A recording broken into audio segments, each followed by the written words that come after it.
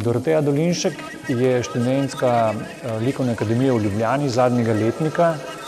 in v letu 2021 je bila udeležena v našem inkubacijskem programu, kjer nudimo prostor, opremo, materiale in tudi mentoriranje umetnicam in umetnikom, ki raziskujejo področje, s katerim se nameravajo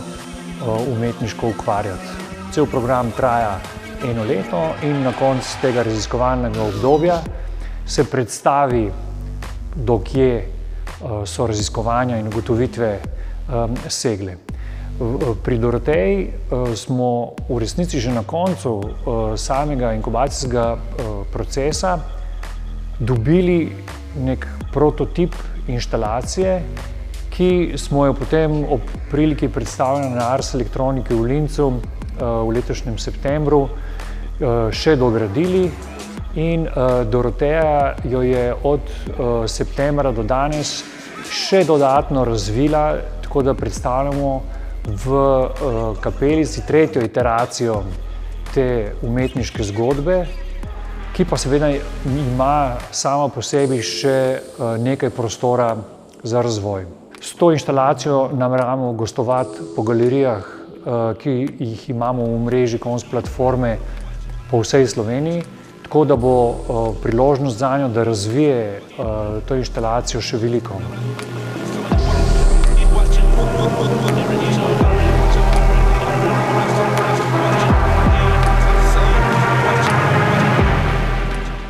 Sam interes Doroteje črpa navdih iz vesoljske znanosti in vesoljske industrije. Kot civilizacijsko vprašanje jo zanima, kaj vesolje sploh je, kaj planet Zemlja v vesolju je, kje ljudje, kje človeštvo v tem vesolju je in do kam pravzaprav lahko sežemo. Mi v vsakodnevnem življenju spremljamo, kako znanstveni in tehnološki napredek nam vsakič znova, ampak ne ravno vsak dan, v nekih določenih periodah, ponudi boljši vpogled v vesoljsko prostranstvo in hkrati tudi boljše razumevanje na to večno vprašanje, kdo smo, od kod prihajamo, kam gremo. Doroteja se v tem projektu ne sprašuje o tem vseobsegajočem vprašanju, ampak zelo specifično izhaja iz nekega izziva, kako v vesolju, v tem radikalnem okolju, radikalno drugačnem okolju, kot vlada na Zemljo, preživeti. In za svoj prvi raziskovalni projekt si je izbrala raziskovanje rastline in potreb, ki jih rastline imajo kot nehuman živ organizem, zato da bi v vesolju preživela. Za svoj projekt je nabavila prst, ki je narejena po receptu pridobljenih iz posnetkov sond, ki so krožile okrog Marsa, predvsem so to obe NASINI sondi, kjer smo z pomočjo elektrospektrometrije ugotovili, da je prst na Marsu, ki bolj učeno rečemo regolit. Regolit pravzaprav je vsaka prst na katerem koli nebesnem telesu, sestavljen iz nekih oksidov, ki jih je možno naročiti in kupiti v posebej za to razvitih inštitucijah, saj gre za neko področje raziskovanja, ki ne zanima samo umetnike, ni zares nišno, ampak je na to pripet kar en velik del vesoljske industrije. Ta regolit je seveda popolnoma anorganski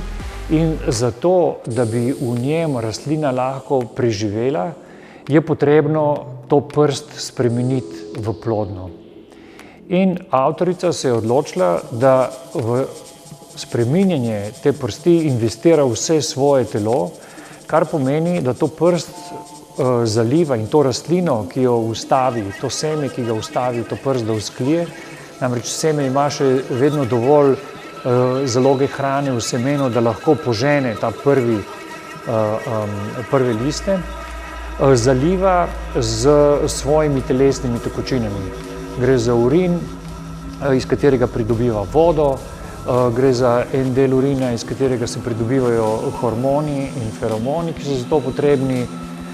menstrualna kri in lasje. Vse to, kar lahko nek človek, ki se znajde v nekem izoliranem okolju, kjer ni ničesar razen njega samega, lahko uporabi za to, da ustvari neko situacijo, ki bi ga spekulativno lahko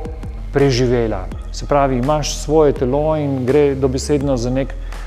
posredni kanibalni proces, kjer ti investiraš svoje telo v zemljino in tukaj gre za njeno žensko telo, ki je informirano s tem, kaj plodnost je, da ga prenese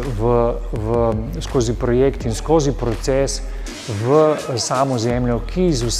iz generacije v generacijo postaja bolj plodna in ki lahko potem v razviti obliki lahko funkcionira kot gojišče za hrano.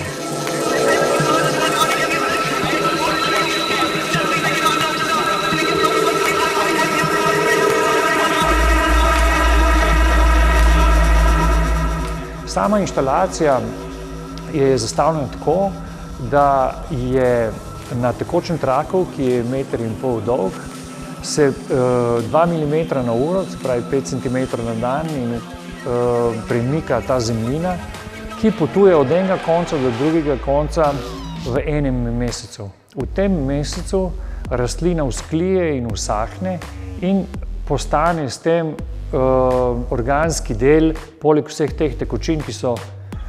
katerimi je bila zalita, postane del te zemlje. Več tega materiala je, več mikrobov, več bakterij in več fermentacijskih procesov se zgodi in tako se zlagoma zemljina iz generacije v generacijo, ena posoda je ena generacija, prevaja in se terraformira, kot temu rečemo, v plodno zemljo. Tako da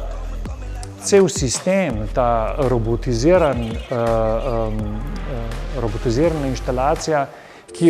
jo je v njeni zgodbi, v njenem imaginarnem scenariju bila prisiljena narediti iz najdenih objektov, služi za to, da ustvari neko situacijo, v kateri bo možno ali pa je možno preživeti posamezniku. Mi smo te informacije o astrobiologiji na tak ali drugačen način že videli, že slišali, pridobili iz nekih drugih virov, ampak to, kar nam recimo v tem primeru ta izkušnja tega umetniškega dela predstavlja, je prav ta izkušnja globokega časa, kjer se mi zavemo, da ene stvari potekajo izjemno počasi. Da potekajo skoraj tako, da se nam zdi, da se nič ne dogaja.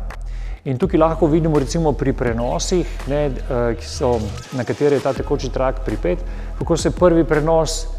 še zaznavno vrti, potem pa vsak naslednji vedno manj, do končnega, ki izgleda skoraj inerten, tako rekoč mrtev.